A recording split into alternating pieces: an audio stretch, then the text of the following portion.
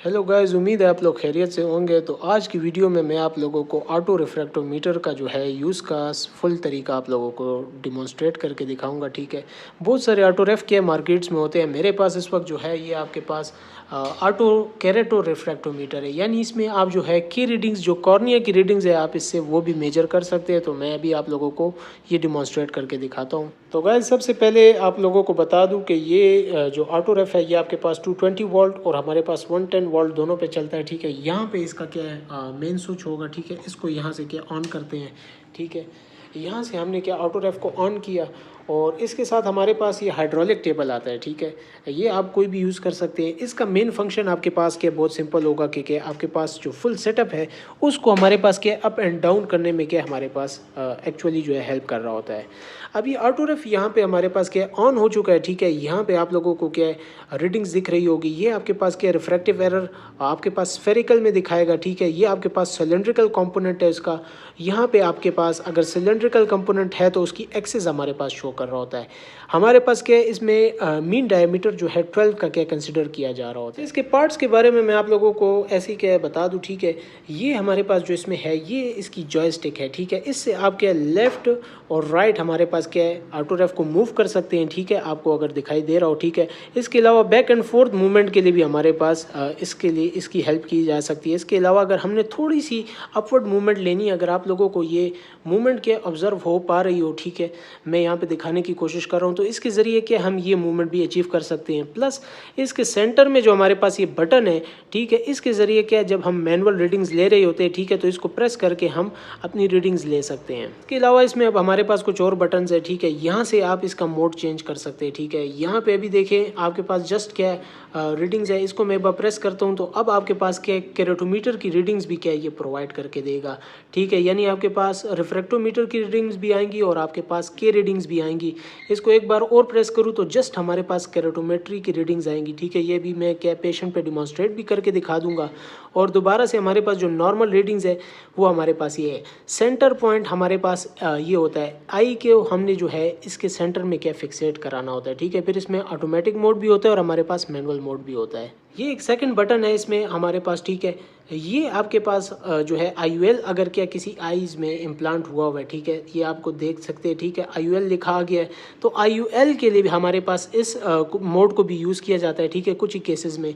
ये आपके पास फिर क्या है प्रिंट का बटन है। ठीक है, ये हमारे पास इतना इंपॉर्टेंट नहीं है। ये हमारे पास क्या है ऑटो रेफ को अगर हमने लॉक करना है। ठीक है, इससे हमारे पास ये फुल लॉक नहीं होता। ठीक है, हाफ इसकी जो ये मूवमेंट है जॉयस्टिक की, ये हमारे पास थोड़ी सी रिस्ट्रिक्ट हो जाती है। ठीक है, ये चूँकि पुराने मॉडल्स हैं, इसके अंदर हमारे पास लॉक्स लगाने का एक मैनुअल तरीका है। ठीक है, जब इसको क्या ऊपर कर लेते हैं। ठीक है, अभी ये पेज मुझसे क्या ये देखें, तो यहाँ से आपके पास के इन ऑटो रेफ्स को लॉक किया जाता है। ठीक है, जब एक जगह से इसे दूसरी जगह ले जाया जा रहा होता है यूजुअली, तब यहाँ पे आपके पास क्या इसका प्रिंटर का सिस्टम होता है सारा। ठीक है, यहाँ पे इसका प्रिंट पेपर लगा होता है और जब तक ये प्रिंट पेपर के ऊपर का आपके पास ये ढक्कन प्रेस ना हुआ हो तब तक आपके पास ये प्रिंट भी नहीं लेगा। अब ये मैं ऑटो रेफ के इस साइड पे आ गया हूँ। ठीक है, तो आप यहाँ पे देख सकते हैं, यहाँ से आपके पास हमारे पास क्या चिन रेस्ट है। ठीक है, इस नॉब के ज़रिए हम इस चिन रेस्ट को क्या एडजस्ट कर सकते हैं। पेशेंट की हाइट अगर आपके पास ज़्यादा है, उसकी फेस सिमेट्री के हिसाब से हम इसको एडजस्ट कर सकते हैं। यहाँ पे हमारे पास क्या है कोरोना डेज़ में ये बहुत इंपॉर्टेंट था। ठीक है, कि हमारे पास यहाँ पे टिश्यू रोल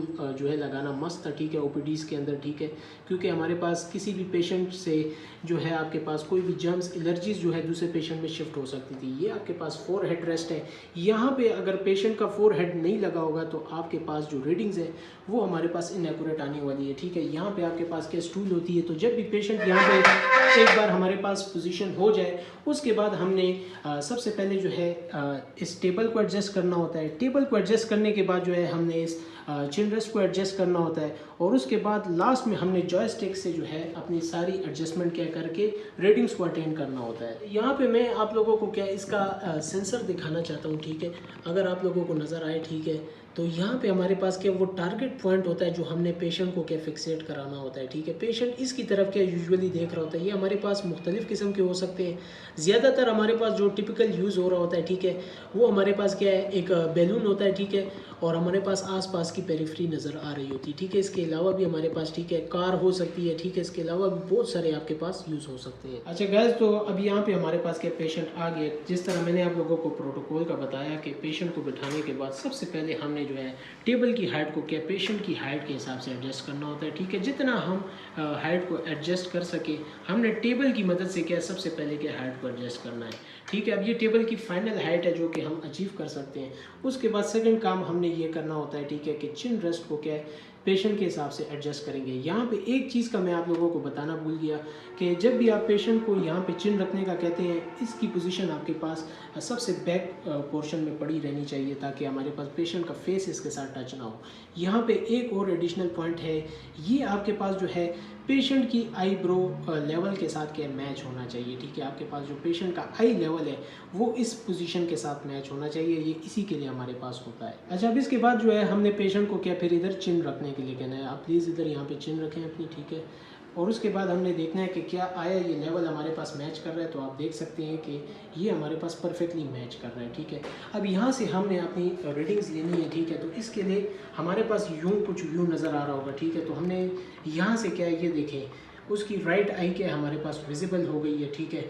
हमने बैक से स्लोली क्या फ्रंट की तरफ मूव करना है। यहाँ पे हमारे पास सेटिंग IOL की है तो हम इस IOL की सेटिंग को हटा देते हैं, ठीक है। अब हमारे पास जो नॉर्मल सबसे ऑटोरेफ की रीडिंग्स आएंगी, ठीक है, मैं वन हैंड से कर रहा हूँ इसलिए मुझे थोड़ी सी डिफ़िकल्टी हो रही है। ये आपके पास देखें ऑटोरेफ से अगर हमारे पास क्या है देखें, ये मैनुअल रीडिंग्स और ऑटोमेटिक रीडिंग्स दोनों आप इसके ज़रिए क्या अटेन कर सकते हैं, ठीक है। ये आपके पास क्या रीडिंग्स आ रही है, ठीक है, पेशेंट्स की। जब आपने राइट की रीडिंग्स ले ली, ठीक है, उसके बाद आप क्या लेफ़्ट की रीडिंग्स भी ले सकते हैं, ठीक है। दोनों आइज़ में अगर थोड़ा सा अप एंड डाउन हो तो आपने इस जॉयस्टिक को ऊपर नीचे मूव करके क्या एग्जैक्टली क्या अलाइन कर देना है, ठीक है। और उसके बाद बिल्कुल आई के सेंटर में मुझसे यहाँ पे नहीं हो पा रहा, मुझे बहुत प्रॉब्लम आ रही है इसमें, ठीक है। उसके लिए मैं माजरत ख्वाह, लेकिन यहाँ पे जो है असल मकसद आप लोगों को डिमॉन्स्ट्रेट करना है।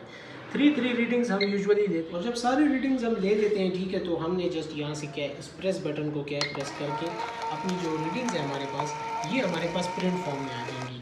अब लेट से आप लोगों ने क्या कैरेटोमेट्री रीडिंग्स लेनी है, ठीक है, तो इसके लिए हमने क्या इस मॉड्यूल को चेंज कर देना है यहाँ से, ठीक है।